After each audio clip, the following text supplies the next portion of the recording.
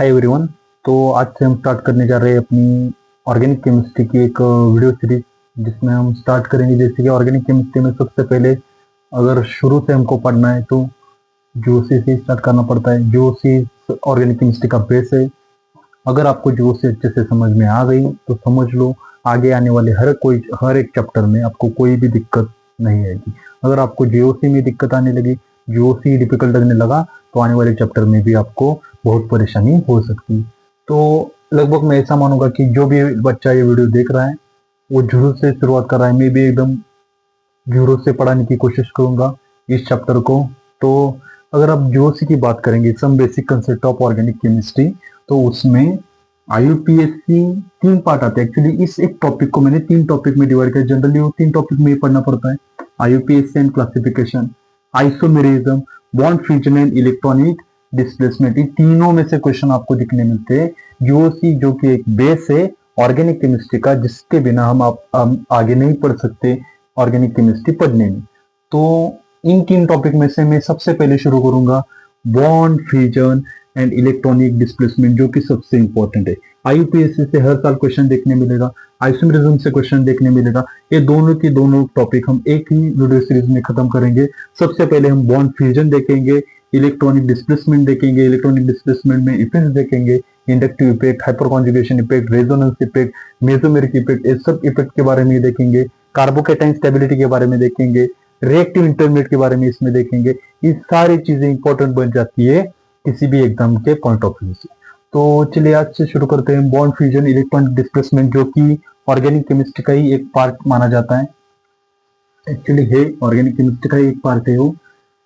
तो सबसे पहले एक पॉइंट शुरू करने से पहले भी हम सबको पता है कि ऑर्गेनिक रिएक्शन का मतलब क्या है। कोई भी एक ऑर्गेनिक मॉलिक्यूल हम ले लेंगे, ऑर्गेनिक मॉलिक्यूल, उसमें अगर मैंने कोई रिएजेंट ऐड करा, अब रिएजेंट क्या होते हैं उसके लिए मैं अलग से रिएजेंट की एक वीडियो सीरीज चलाऊंगा, जिसमें सारे रिएजेंट हम पढ़ लेंगे। ऑर्गेनिक में जितने भी रिएजेंट होते हैं वो पढ़ लेंगे हम। ऑर्गेनिक मॉलिक्यूल है, उसमें मैंने रिएजेंट ऐड किया है। अब रिएजेंट्स ऐड करने के बाद मुझे प्रोडक्ट मिलने से पहले एक इंटरमीडिएट मिल जाता है। क्या मिलता है? इंटरमीडिएट। ठीक है, इंटरमीडिएट से बाद में उसका कन्वर्जन हो जाता है प्रोडक्ट में। तो क्या किया मैंने, जो ऑर्गेनिक मॉलिक्यूल है उसी को हम सबस्ट्रेट भी कह सकते हैं। ऑर्गेनिक मॉलिक्यूल को हम क्या कह सकते हैं? सबस्ट्रेट। तो ठीक है, सबस्ट्रेट लिया, उसमें रिएजेंट ऐड किया, इंटरमीडिएट मुझे मिला, इंटरमीडिएट से मैं क्या मिला? प्रोडक्ट मिला। ठीक है, इतना आपको समझ में आ गया। अब इंटरमीडिएट कौन से हो सकते हैं? इंटरमीडिएट हो सकता है कार्बोकेटायन,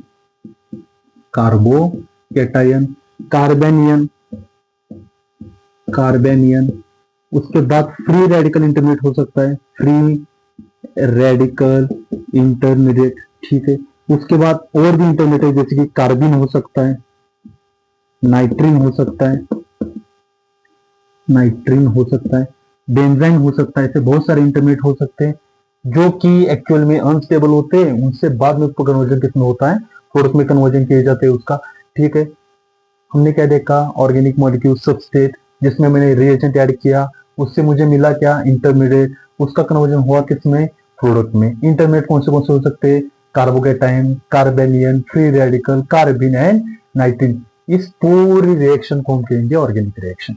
इस पूरी रिएक्शन को हम क्या कह सकते हैं?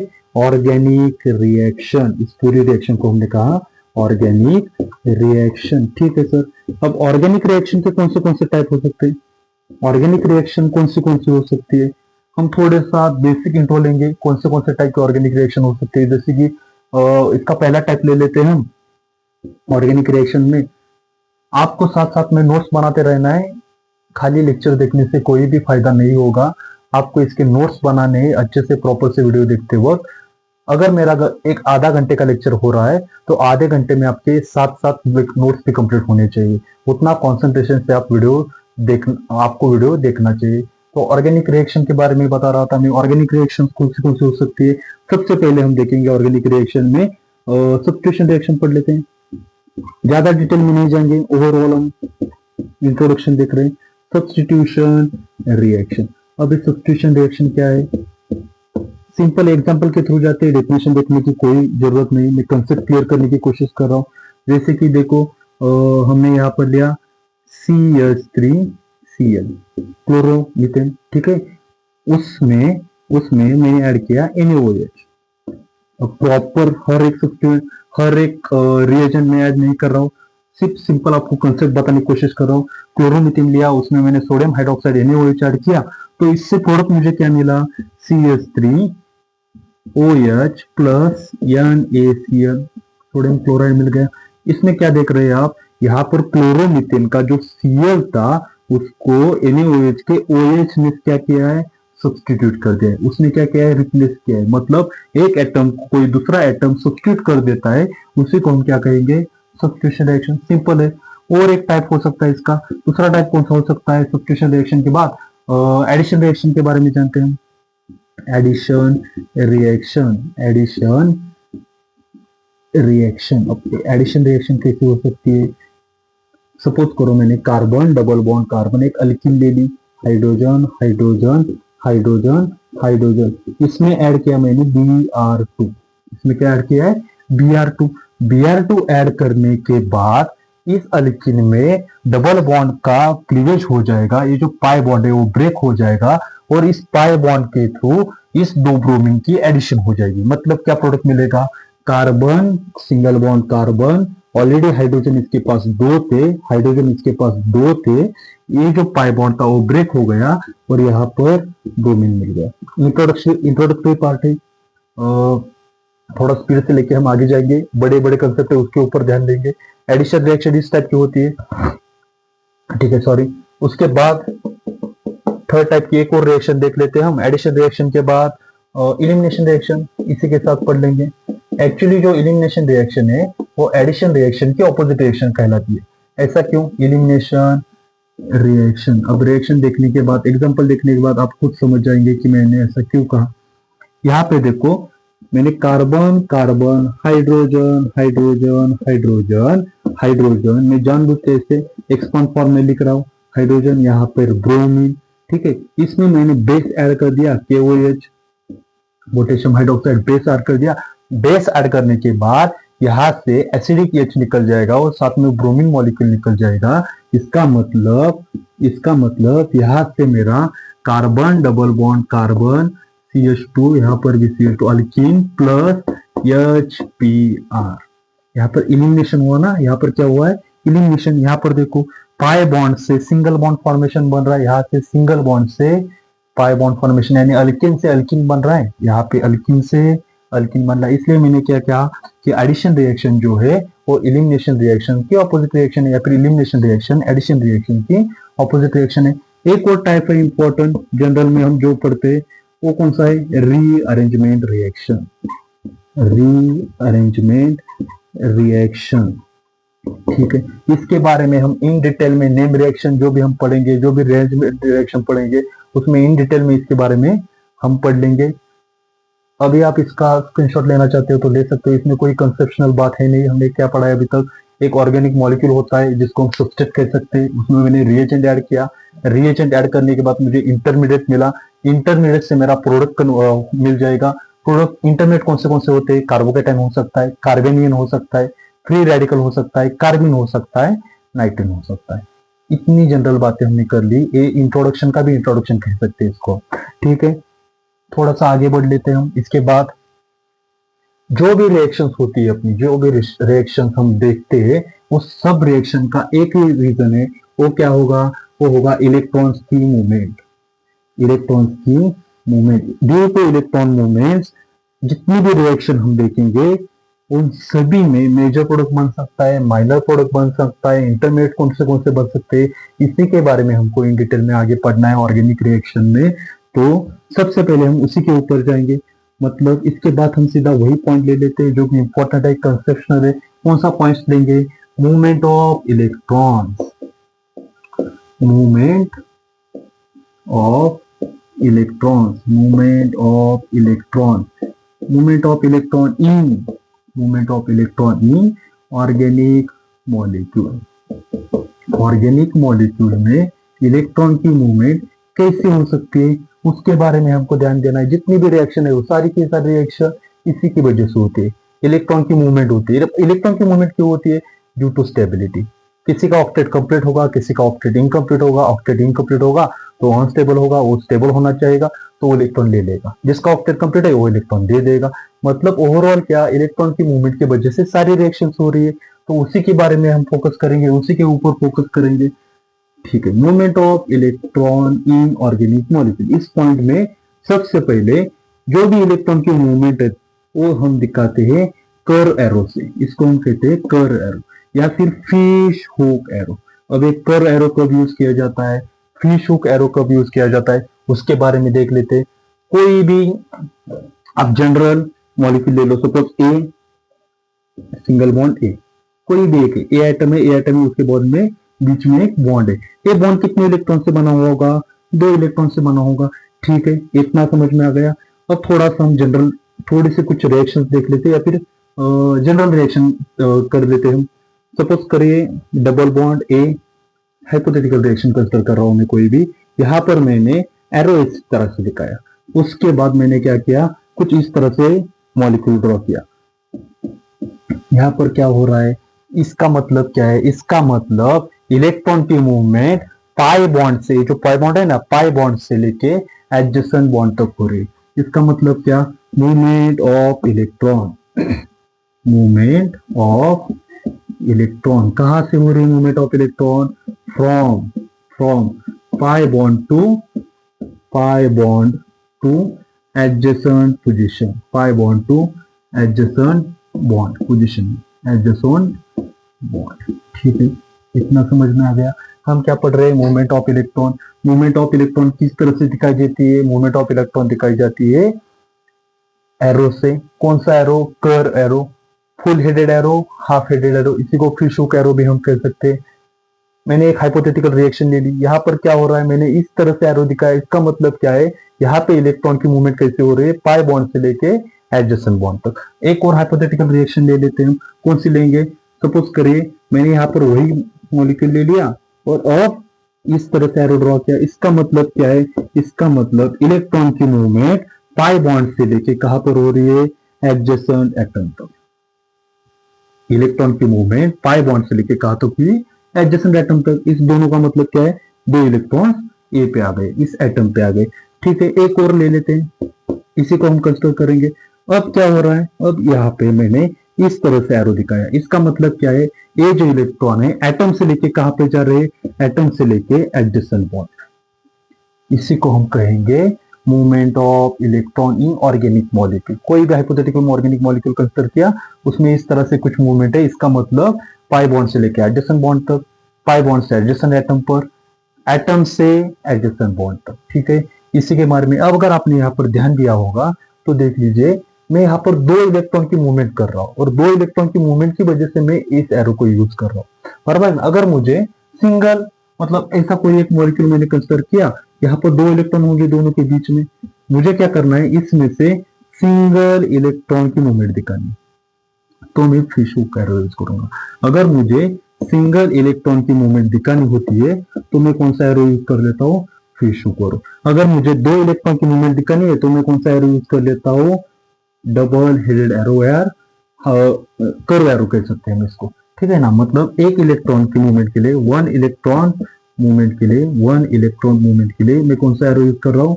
1 electron movement we use fish hook arrow, we use fish hook arrow. यहाँ पर अगर देखा जाए तो बॉन्ड की ब्रेकिंग हो रही है, यहाँ पर बॉन्ड ब्रेक हो रहा है, यहाँ पर बॉन्ड फॉर्मेशन हो रहा है, बॉन्ड ब्रेक हो रहा है, बॉन्ड फॉर्मेशन हो रहा है। तो इसी पॉइंट को हम आगे बढ़ाते हैं थोड़ा सा। ये आप लिख सकते हैं, फिर स्क्रीनशॉट ले सकते हैं। यहाँ पर हमने क्या कंक्लूजन निकाला है? अगर मुझे मूवमेंट ऑफ इलेक्ट्रॉन दिखाना है तो मैं किससे दिखाऊंगा? कर्व एरो से दिखाऊंगा। कर्व एरो कौन से? Full headed curve arrow, fish hook curve arrow. Fish hook curve arrow कब यूज करेंगे हम? 1 इलेक्ट्रॉन की मूवमेंट के लिए। कर्व फुल हेडेड एरो कब यूज करेंगे हम? जब मुझे दोनों इलेक्ट्रॉन की मूवमेंट करनी हो तब। ठीक है, थोड़ा सा पॉइंट को आगे बढ़ाते हैं। अगर मैं कोवैलेंट बॉन्ड में बॉन्ड ब्रेकिंग देख लूं, मुझे क्या करना है? फ्यूजन करना है। फ्यूजन का मतलब क्या? Breaking of bond. Breaking of bond किसमें करना है? कोवैलेंट बॉन्ड में। अगर मुझे कोवैलेंट बॉन्ड में ब्रेकिंग करना है breaking of bond in covalent bond, या फिर ऐसे लिख सकते हैं फ्यूजन इन कोवेलेंट बॉन्ड। सबसे पहले तो कोवेलेंट बॉन्ड क्या होता है? कोवेलेंट बॉन्ड का मतलब क्या है? कोवेलेंट बॉन्ड का मतलब होगा equal sharing of electrons by both the atoms in a bonding. मतलब बॉन्ड तैयार करने के लिए दोनों एटम्स ने, सपोज करें ए और यहाँ पर एक और ए लिया, इन दोनों से एक एक इलेक्ट्रॉन का इक्वल शेयरिंग हो रहा है, तो इनके बीच में जो बॉन्ड है उसको हम कहेंगे कोवेलेंट बॉन्ड। तो इसी कोवेलेंट बॉन्ड को मुझे ब्रेक करना है या फिर फ्यूजन करना है उसका, तो दो टाइप से हो सकता है। कौन से दो टाइप होंगे वो? सबसे पहला होगा हेटेरोलिटिक क्लीवेज और homolytic cleavage. Heterolytic cleavage, heterolytic cleavage. और दूसरा कौन सा होगा? दूसरा होगा होमोलाइटिक क्लीवेज, होमोलाइटिक क्लीवेज। ठीक है। अब हेटेरोलाइटिक क्लीवेज मतलब क्या? हेटेरोलाइटिक क्लीवेज मतलब हेटेरोलिसिस। इसे को हम कह सकते हैं हेटेरोलिसिस भी कह सकते हैं, हेटेरोलिसिस या फिर हेटेरोलाइसिस, जो भी कहे आप, कंसेप्ट तो वही रहेगी, हेटेरोलाइसिस। इसी को हम क्या कह सकते हैं? इसी को हम कह सकते हैं होमोलाइसिस, हेटेरोलाइसिस और होमोलाइसिस। ठीक है, इसी को हम आगे बढ़ाएंगे। जब भी मुझे कोवेलेंट बॉन्ड बता दिया मैंने, equal sharing of electrons by both the atom, उसी को हम क्या कहेंगे? Covalent bond. उसका ब्रेकिंग करेंगे हम दो टाइप से, उसका क्लीवेज करेंगे heterolytic cleavage, homolytic cleavage. Heterolytic को ही हम हेटेरोलिसिस कह सकते हैं। Hetero means different, lysis means breaking, homo means same, lysis means breaking. ठीक है। अभी ये जो हेटेरोलिटिक क्लीवेज है किसकी वजह से होता है? ये होता है due to the electronegativity difference, due to the electronegativity difference. और सबसे इंपॉर्टेंट, इलेक्ट्रोनेगेटिविटी क्या है? इलेक्ट्रोनेगेटिविटी का मतलब क्या है? इलेक्ट्रोनेगेटिविटी का मतलब tendency to attract and share pair of electron from its covalently bonded atom. मतलब किसी भी एटम की ए और बी में, अगर मैं कह रहा हूं B is more electronegative than A, electronegativity का साइन है क्या बोल सकते हैं हम? Electronegative than A. अगर बी ज्यादा है इलेक्ट्रोनेगेटिव किससे? ए से, तो एक बी क्या कर लेगा? जब इनके बीच में, कोवेलेंट बॉन्ड के बीच में जो भी इलेक्ट्रॉन है वो खुद की तरफ अट्रैक्ट कर लेगा। Tendency to attract and share pair of electron towards itself in a covalently bonded atom, it is called as a electronegativity. इस इलेक्ट्रोनेगेटिविटी की वजह से हमको कौन सा क्लीवेज देखना मिलता है? Heterolytic cleavage. ठीक है। मतलब क्या होगा इसमें? सपोज कीजिए, वही एग्जांपल ले लेते हैं हम, general hypothetical example, hypothetical reaction. A और बी के बीच में कोवेलेंट बॉन्ड है। मैं क्या कंसिडर कर रहा हूँ? बी की इलेक्ट्रोनेगेटिविटी ज्यादा है ए से। जो इलेक्ट्रोनेगेटिव एटम ज्यादा होता है वो खुद के ऊपर नेगेटिव चार्ज को स्टेबल करता है, इसीलिए बॉन्ड ब्रेकिंग कहां पर होगा? इस साइड होगा। ठीक है। तो इसका मतलब ए के ऊपर आ गया पॉजिटिव चार्ज, बी के ऊपर आ गया नेगेटिव चार्ज। एक और बात, अब तक आपने नोटिस किया होगा, जब भी मैं दो इलेक्ट्रॉन की मूवमेंट दिखा रहा हूं तो मैं कौन सा एरो यूज कर रहा हूं? Full headed arrow. तो फुल हेडेड एरो में इस साइड आता है नेगेटिव चार्ज, इस साइड आता है पॉजिटिव चार्ज। टेल की तरफ पॉजिटिव, हेड की तरफ नेगेटिव। वही तो हुआ। बी की तरफ बॉन्ड क्यों ब्रेक हुआ? क्योंकि बी ज्यादा इलेक्ट्रोनेगेटिव है। इस वजह से अगर इस तरफ बॉन्ड ब्रेक हो रहा है तो इसके ऊपर कौन सा चार्ज आएगा? नेगेटिव। और ए के ऊपर कौन सा चार्ज आ गया? पॉजिटिव। ठीक है। एक एग्जांपल देख लेते हैं इसका, उसके बाद होमोलिटिक में जाएंगे हम। वही वाला लेते हैं, क्लोरोमीथेन CH3Cl। ठीक है। इसका मुझे क्लियर करना है। एक होमोलिटिक बॉन्ड, सॉरी, इसमें कोवेलेंट बॉन्ड होगा CH3 में और क्लोरीन में, इक्वल शेयरिंग है इलेक्ट्रॉन्स की। इसमें भी एक इलेक्ट्रॉन दिया है, इसमें भी एक इलेक्ट्रॉन दिया है, बराबर है। अब मुझे क्या करना है? इसका हेटेरोलिटिक क्लीवेज करना है। तो सबसे पहले मुझे पता होनी चाहिए कौन इसमें इलेक्ट्रोनेगेटिव है। अगर मैं कार्बन की इलेक्ट्रोनेगेटिविटी देखूं तो वो 2.5 के करीब आती है। क्लोरीन की कितनी आती है? वो 3.0। इसका मतलब क्या हो गया? इलेक्ट्रोनेगेटिविटी ज्यादा है किसकी? क्लोरीन की। किससे? कार्बन से। इसका मतलब एरो किस साइड होगा ब्रेक, या फिर बॉन्ड किस साइड ब्रेक होगा? क्लोरीन के साइड। मतलब दोनों के दोनों इलेक्ट्रॉन अट्रैक्ट कौन करेगा? क्लोरीन। नेगेटिव चार्ज किसके ऊपर स्टेबल होगा? क्लोरीन के ऊपर। मतलब मुझे क्या मिल गया? कार्बन CH3, उसके ऊपर positive charge plus Cl negative. अब यहाँ पर देखिए, कार्बन के ऊपर कौन सा चार्ज आ गया है? पॉजिटिव। स्टेबल है क्या? ये प्रोडक्ट मिला है क्या मुझे? नहीं। इसी को हम कहते हैं इंटरमीडिएट। इसी को हम क्या कहते हैं? इंटरमीडिएट। तो कौन सा इंटरमीडिएट हो सकता है? हमने तो बहुत सारे इंटरमीडिएट के नाम लिखे थे, कार्बोकेटाइन लिखा था, कार्बेनियन लिखा था, कार्बिन लिखा था। ये कौन सा है? यहाँ पर देखिए कार्बन के ऊपर पॉजिटिव चार्ज आ गया है, इसलिए मैं इसको कहूंगा कार्बोकेटायन इंटरमीडिएट। कार्बोकेटायन इंटरमीडिएट, ठीक है। ये कौन सा हो गया? Carbocation intermediate. अब आ ही चुका है कार्बोकेटायन इंटरमीडिएट, तो इसी के बारे में थोड़ा सा डिटेल में पढ़ लेते। लिखना चाहते तो लिख लीजिए, नोट अपने नोट्स में ऐड कर सकते हैं आप, ठीक है। थोड़ा समरअप कर लेते हैं। हमने क्या देखा? हम फ्यूजन कर रहे हैं, ब्रेकिंग कर रहे हैं, किसका? कोवेलेंट बॉन्ड का। टू टाइप से हो सकता है, हेटेरोलिटिक क्लीवेज से, होमोलिटिक क्लीवेज से। हेटेरोलिटिक क्लीवेज के ऊपर हम देख रहे हैं, हेटेरोलिटिक क्लीवेज किसकी वजह से हो सकता है? इलेक्ट्रोनेगेटिविटी के डिफरेंस की वजह से। सपोज मैंने एक एग्जांपल कंसिडर किया है यहाँ पे, क्लोरोमीथेन। क्लोरीन ज्यादा इलेक्ट्रोनेगेटिव है, इसलिए दोनों के दोनों इलेक्ट्रॉन कहाँ पे आ गए? क्लोरीन के ऊपर, इसलिए क्लोरीन के ऊपर चार्ज होगा नेगेटिव, कार्बन के ऊपर पॉजिटिव। कार्बन के ऊपर पॉजिटिव चार्ज है, इसलिए हम इसको कहेंगे कार्बोकेटाइन। और ये अनस्टेबल है, इंटरमीडिएट है, अभी तक प्रोडक्ट में हम गए नहीं, यही मुझे क्या मिला है? इंटरमीडिएट मिला है, कार्बोकेटाइन इंटरमीडिएट। तो इसी के बारे में थोड़ा सा आगे हम पढ़ लेते हैं, कार्बोकेटाइन इंटरमीडिएट के बारे में। रब कर लेता हूँ आगे वाली चीजें अभी के लिए, ठीक। अब कार्बोकेटाइन को पढ़ते वक्त ध्यान से पढ़िए, इसके ऊपर क्वेश्चन आ जाता है, इसका शेप क्या है, इसका हाइब्रिडाइजेशन क्या है, ठीक है ना। इसके ऊपर आपका क्वेश्चन बन सकता है, इसको थोड़ा सा हम अच्छे से पढ़ेंगे। कार्बोकेटाइन इंटरमीडिएट के ऊपर क्वेश्चन बनेगा। कार्बोकेटाइन नेक्स्ट पॉइंट होगा। कार्बोकेटाइन, मैंने क्या कहा? कार्बन के ऊपर अगर पॉजिटिव चार्ज आ रहा है तो उसको मैं कहूंगा कार्बोकेटाइन, ठीक है। अगर इसमें हम इलेक्ट्रॉन्स काउंट कर लेंगे तो कितने इलेक्ट्रॉन्स है यहाँ पर? एक इलेक्ट्रॉन, दो इलेक्ट्रॉन, तीन, चार, हाइड्रोजन का 5, 6। इसके पास कितने इलेक्ट्रॉन है? तो 6 इलेक्ट्रॉन्स हो गए, 6 इलेक्ट्रॉन, ठीक है। 6 इलेक्ट्रॉन्स का मतलब इसका ऑक्टेट कंप्लीट है क्या? नहीं, इसका ऑक्टेट इनकम्प्लीट होगा। ऑक्टेट इनकम्प्लीट, ऑक्टेट कैसा है? इनकम्प्लीट है, ठीक है। अगर ऑक्टेट इनकम्प्लीट है तो स्टेबल कह सकते हैं क्या हम उसको? नहीं, ये क्या होगा? अनस्टेबल होगा। अगर अनस्टेबल है तो ये ज्यादा रिएक्टिव भी होगा, क्योंकि स्टेबल होना चाहेगा, स्टेबल होना है तो उसको रिएक्शन करनी पड़ेगी किसी के साथ, इसका मतलब ये रिएक्टिव भी होगा। देखिए हमने 3 चीजें देखी। कार्बोकेटाइन, कार्बन के ऊपर पॉजिटिव चार्ज, उसके पास इलेक्ट्रॉन्स कितने? हाइड्रोजन का 1, 2, 3, कार्बन के 3, कितने हो गए? 6 electrons. Octet, incomplete, unstable, unstable इसका मतलब रिएक्टिव भी होगा। इन 3 चीजें पढ़ ली हमने। अब देखते हैं इसका हाइब्रिडाइजेशन। हाइब्रिडेशन का मतलब क्या होता है? हाइब्रिडेशन मतलब mixing and recasting of atomic orbital. Mixing and recasting of atomic orbital. इसका हाइब्रिडेशन अगर जिसको केमिकल बॉन्डिंग का थोड़ा बहुत भी आइडिया है तो वो आराम से फॉर्मूला से निकल सकता है। कैसे निकल सकता है? सर सेंट्रल एटम कार्बन है, उसके ऊपर पॉजिटिव चार्ज है, बाकी 3 हाइड्रोजन मोनोवैलेंट है। कार्बन के वैलेंस इलेक्ट्रॉन्स कितने होते हैं? कार्बन के वैलेंस इलेक्ट्रॉन्स होते हैं 4। उसके बाद इसके पास मोनोवैलेंस एटम कितने? 3 मोनोवैलेंट एटम है।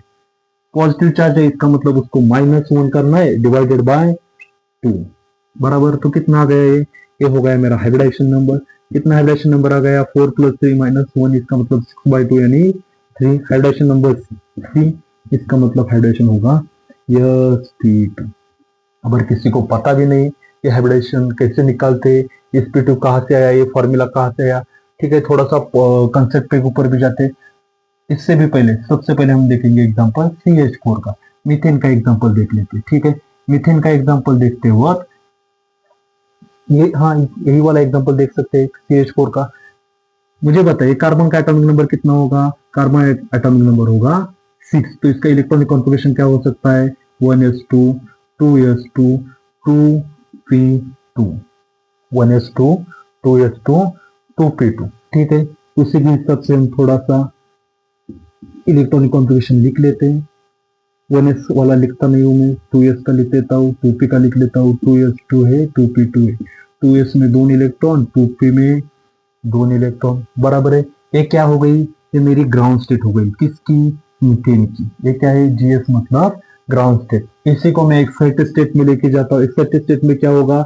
2s का जो एक इलेक्ट्रॉन है, 2s का जो एक इलेक्ट्रॉन है वो जंप करके कहा जाएगा 2p में जाएगा। एक्साइट हो गया वो इलेक्ट्रॉन, 1 2 3 2s का इलेक्ट्रॉन जंप करके इसमें आ गया एक्साइटेड स्टेट। अब मेरे पास हाइड्रोजन कितने, ये तो कार्बन के बारे में हो गया ना, carbon atomic number 6 electronic configuration. Hydrogen भी है मेरे पास, कितने 4, 1 2 3 4। तो ये अपना इलेक्ट्रॉन यहाँ पर दे देंगे, यहाँ पर अपना इलेक्ट्रॉन वो दे सकते हैं। इसका मतलब हाइब्रिडाइजेशन में एटॉमिक ऑर्बिटल के मिक्सिंग में कौन से एटॉमिक ऑर्बिटल यूज हो रहे हैं, ए वाला यस और पी के 3। देखिए मीथेन की हाइब्रिडाइजेशन sp3 होती है, फॉर्मूले से भी देख सकते हैं हम।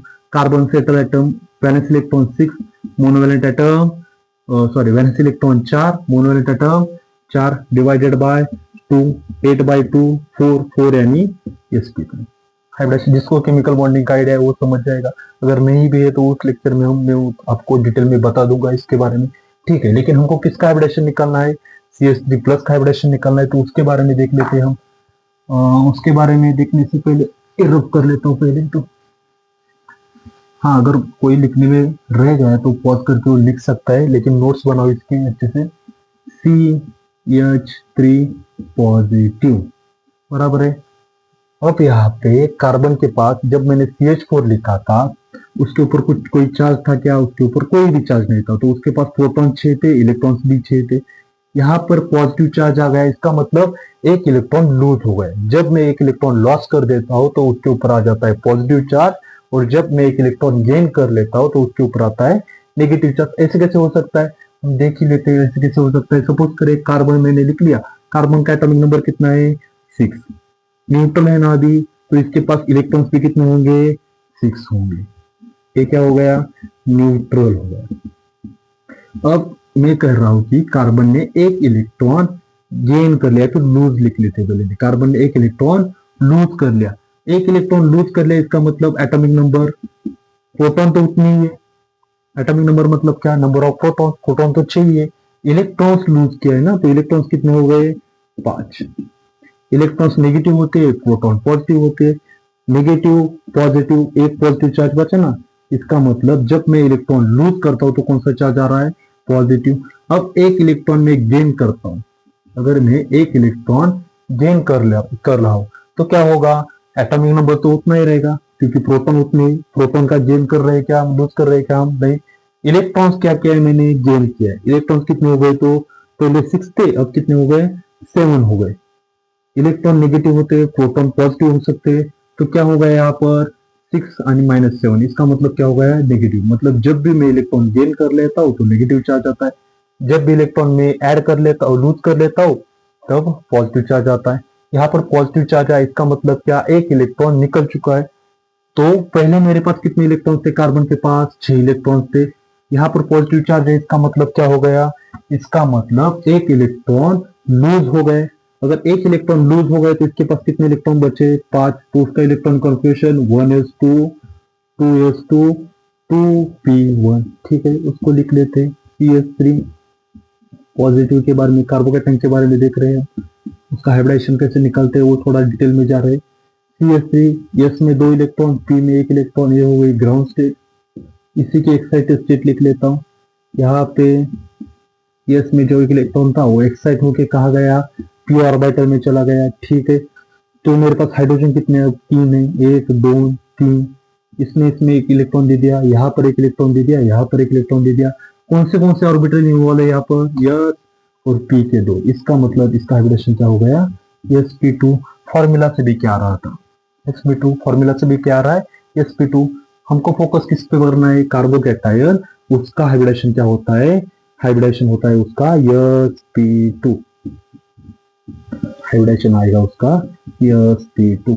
अगर sp2 हाइब्रिडेशन है तो उसका शेप क्या आ सकता है, अगर sp2 हाइब्रिडेशन है तो उसका शेप क्या आएगा, उसका शेप आएगा ट्राइगोनल प्लेनर, ट्राइगोनल प्लेनर। ये भी केमिकल बॉन्डिंग में हम इमेजिन कर लेंगे ट्राइगोनल प्लेनर कैसे होता है। एक्चुअल में थोड़ा सा समझ लो, अभी यहाँ पर कार्बन हाइड्रोजन हाइड्रोजन हाइड्रोजन, कुछ इस तरह से हम उसको कह सकते हैं ट्राइगोनल प्लेनर स्ट्रक्चर है किसका, कार्बोकेटाइन का। केमिकल बॉन्डिंग पढ़ाते वक्त थोड़ा सा डिटेल में 3D में भी बताऊंगा इसको, अभी याद रखिए sp2 हाइब्रिडेशन में ट्राइगोनल प्लेनर स्ट्रक्चर है। लेकिन इसमें भी एक एक्सेप्शन है, या फिर एक कंपाउंड ऐसा है जो ट्राइगोनल प्लेनर नहीं दिखाता, एक्सेप्ट। अब एक्सेप्ट कौन होगा, CpH3 पॉजिटिव फिनाइल ग्रुप है ना, CpH3 पॉजिटिव। क्यों? उसका भी रीजन है, हर एक एक्सेप्शन के पीछे रीजन होता है। यहाँ पे सपोज फिनाइल रिंग निकाल दी मैंने, ठीक है, यहाँ पर एक फिनाइल रिंग निकाल दी, 3 फिनाइल रिंग है ना यहाँ पे, कार्बन उसके ऊपर पॉजिटिव चार्ज, वो लिख ही लेता हूँ, और 3 फिनाइल रिंग है, यहाँ पर एक फिनाइल रिंग है, ठीक है, इतनी फिनाइल रिंग निकाल दी मैंने, 3 फिनाइल रिंग निकाल दिए। अब यहाँ पर आप देखेंगे तो यहाँ पर भी हाइड्रोजन होगा, यहाँ पर भी हाइड्रोजन होगा, यहाँ पर भी हाइड्रोजन हो सकता है, यहाँ पर हाइड्रोजन हो सकता है, यहाँ पर भी हाइड्रोजन है, यहाँ पर भी हाइड्रोजन है, बहुत सारा स्टेरिक हिंड्रेंस है यहाँ पर। अगर आप लोग देखेंगे तो यहाँ पर बहुत सारा स्टेरिक हिंड्रेंस आ रहा है। उस स्टेरिक हिंड्रेंस की वजह से ये अपना ट्राइगोनल प्लेनर शेप छोड़ के प्रोपेलर शेप में चला जाता है। किस शेप में चला जाता है? प्रोपेलर शेप में। अब ये प्रोपेलर शेप कौन सा है? प्रोपेलर शेप मतलब जो अपना टेबल फैन होता है ना, टेबल फैन का जो टेबल फैन किस तरह से होते हैं, इस तरह से तो होते हैं टेबल फैन, बराबर है ना। लेकिन इसमें थोड़ा सा चेंज क्या होता है, ये जो डायग्राम निकाले इसमें से ये जो है प्लेट, ये प्लेट थोड़ी सी ऐसी मुड़ी हुई होती है, पर ये थोड़ा सा ऐसा मुड़ा हुआ होता है, ट्राइगोनल प्लेन शेप। मतलब ये जो फिनाइल रिंग है थोड़ी सी ऐसी स्लाइसली आगे चली जाती है, किसकी वजह से? हिंड्रेंस की वजह से। एक्चुअल में वो ट्राइगोनल प्लेन स्ट्रक्चर नहीं रहता, उसको हम कहते हैं प्रोपेलर शेप, ठीक है। अब यहाँ पर एक और पॉइंट लिख लेते हैं लास्ट में, 6 इलेक्ट्रॉन है तो इसको हम क्या कहेंगे? इसको हम कहेंगे डायमैग्नेटिक। सारे के सारे कैसे है? सारे के सारे पेयर्ड है, अनपेयर इलेक्ट्रॉन कोई भी नहीं है, ठीक है। एक और कौन सा पॉइंट रह गया इसका, यहाँ पर लिख लेता हूँ। तो यहाँ पर अगर आप देखेंगे कार्बन के ऊपर पॉजिटिव चार्ज है, पॉजिटिव चार्ज मतलब इसके पास 6 इलेक्ट्रॉन है, इसको ऑक्टेट इनकम्प्लीट है तो इसको 2 इलेक्ट्रॉन की जरूरत है। इसका मतलब ये जो कार्बोकैटायन है वो कैसा होगा? Electron deficient. कार्बोकैटायन किस तरह से है? Electron deficient. अगर ये कार्बोकैटायन इलेक्ट्रॉन डिफिशिएंट है तो इसको इलेक्ट्रॉन की जरूरत है, तो ये दूसरे से इलेक्ट्रॉन लेगा, दूसरे से इलेक्ट्रॉन लेगा तो हम उसको कह सकते हैं इलेक्ट्रोफाइल। इसके बारे में डिटेल पढ़ना है हमको आगे वाले पॉइंट में, इसको हम कहेंगे इलेक्ट्रोफाइल, ठीक है। ये हो गया मेरा इलेक्ट्रोफाइल। अब इलेक्ट्रोफाइल का मतलब क्या होता है? इन शॉर्ट इलेक्ट्रोफाइल मतलब इलेक्ट्रॉन लविंग, जो कि इलेक्ट्रॉन लेना चाहता है। अगर मुझे कहा से इलेक्ट्रॉन लेने हैं तो मेरे पास एम्प्टी स्पेस होना चाहिए, किसी जगह मुझे इलेक्ट्रॉन लेना पड़ेगा। तो इलेक्ट्रॉन लेने के लिए इसके पास यहाँ पर देखिए, ये जो 2p है ये कौन सा होता? 2s था। ये कौन सा था? 2p था। 2p में एक एम्प्टी ऑर्बिटल खाली पड़ा है, इस एम्प्टी ऑर्बिटल में ये इलेक्ट्रॉन्स ले सकता है। क्यों इलेक्ट्रॉन्स ले रहा है? क्योंकि इलेक्ट्रॉन डिफिशिएंट है। इसका मतलब इसके पास mtp ऑर्बिटल है, mtp ऑर्बिटल है। कहां से पता चल रहा है mtp ऑर्बिटल है? यहाँ पर देखिए हाइड्रोजन, तीनों हाइड्रोजन एक एक इलेक्ट्रॉन दे दिए, उसके बाद भी एक p ऑर्बिटल एम्प्टी दिख रहा है, स्पीड हाइब्रिडेशन है ना, एक mtp ऑर्बिटल है। इसका मतलब वो इलेक्ट्रॉन लेगा, कहाँ पे लेगा? mtp ऑर्बिटल में लेगा। ये सारी चीजें हुई किसके बारे में? कार्बोकैटायन के बारे में। समझ में आ गया? आप लिख सकते हैं इसमें या फिर स्क्रीनशॉट ले सकते हैं। उसके बाद हम आगे चले